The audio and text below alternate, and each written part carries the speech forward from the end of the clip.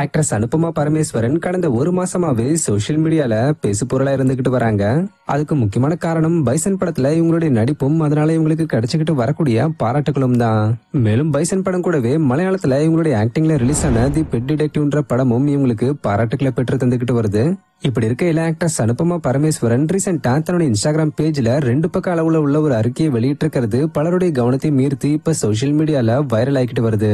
ஆக்சுவலா இந்த அறிக்கையில அவங்க என்ன சொல்லிருக்காங்கன்னா, கடந்த சில நாட்களுக்கு முன்னாடி என்னை பத்தியும் என்னை சார்ந்த என்னுடைய குடும்பம், என்னுடைய நண்பர்கள் மற்றும் என்னுடைய கோ ஆக்டர்ஸை குறி வச்சும் ரொம்ப தப்பான மற்றும் பொய்யான பதிவுகளை வெளியிட்டுக்கிட்டு வந்த ஒரு இன்ஸ்டாகிராம் பேஜ் பத்தி எனக்கு தெரிய வந்தது. அந்த பதிவுகள்ல மார்பிங் செய்யப்பட்ட பிக்சர்ஸும் அடிப்படையற்ற குற்றச்சாட்டுகளும் இருந்தது. இந்த மாதிரி குறி வச்சு செய்யப்படுற ஆன்லைன் துன்புறுத்தல்களை பாக்குறது ரொம்பவே வருத்தமா இருந்தது.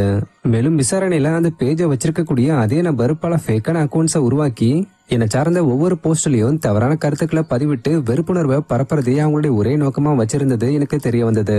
இந்த விஷயம் தெரிய வந்ததும் உடனே நான் கேரளா சைபர் கிரைம் போலீஸ்ல புகார் செஞ்சுட்டேன். அவங்க ரொம்பவே வேகமா செயல்பட்டாங்க. சோ அவங்களுடைய உதவியால இந்த செயல்களுக்கு பின்னாடி இருந்த அந்த நபர் யாருன்னு அடையாளம் கண்டுபிடிச்சிட்டேன். ஆக்சுவலா எனக்கு ஆச்சரியமா இருந்தது. ஏன்னா இந்த வேலையை செஞ்சவங்க தமிழ்நாட்டை சேர்ந்த ஒரு 20 வயசு பெண். அவங்களுடைய இளம் வயசை கருத்துல கொண்டு அவங்களுடைய அடையாளத்தை வெளிப்படுத்த விரும்பல.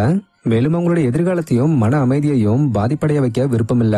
சோ இந்த சம்பவம் மூலமா நான் ரொம்ப கிளியரா சொல்ல வர விஷயம் என்னன்னா, ஸ்மார்ட் போனை வச்சிருக்கிறதுனாலயோ இல்ல சோசியல் மீடியாக்குள்ள போறதுக்கான ஆக்சஸ நீங்க வச்சிருக்கிறதுனாலயோ உங்களுக்கு மத்தவங்கள துன்புறுத்துறது, டிஃபேம் பண்றது இல்லனா அவங்களுக்கு எதிராக வெறுப்ப பரப்புறதுக்கான உரிமை கொடுக்கப்படுதுன்னு அர்த்தம் இல்ல. ஆன்லைன்ல பண்ற ஒவ்வொரு செயல்களும் தடயத்தை விட்டுட்டு போகும். மேலும் அந்த கணக்கு உங்களை பின்தொடரும். சோ இது சம்பந்தமா நாங்க சட்ட ரீதியா நடவடிக்கை எடுத்திருக்கோம்.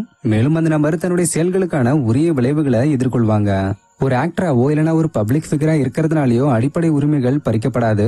சோ சைபர் புல்லிங்ன்றது தண்டனைக்குரிய குற்றம்னு ஆக்ட்ரஸ் அனுபமா பரமேஸ்வரன் குறிப்பிட்டு சொல்லியிருக்காங்க.